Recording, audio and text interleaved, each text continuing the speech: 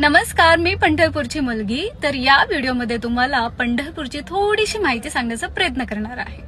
आषाढी एकादशी झालेली आहे, पण खूप जणांना असं वाटतं की आपले आषाढी एकादशी झाल्यावर सगळे वारकरी हे परतीच्या मार्गावर असतात, सगळे घरी जातात, पण असं नाहीये. काही वारकरी आपल्या घरी जातात, पण काही वारकरी सगळे पंढरपूरमध्येच थांबतात.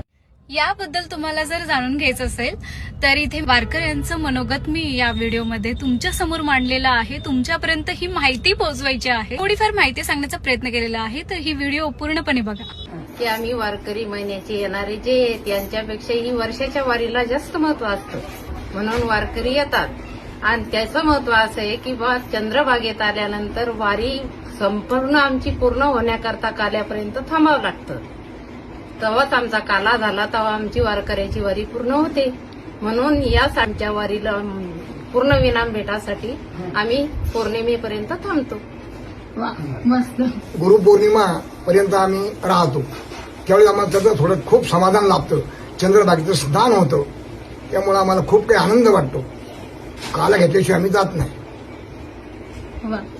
समजा तवर आम्ही राहिलो तेव्हा आम्हाला एक समाधान वाटतं, नाही तर आम्हाला समाधान वाटत नाही वारीचं. गुरुपौर्णिमेला काला होतो आणि मग वारकरी इथून जातात.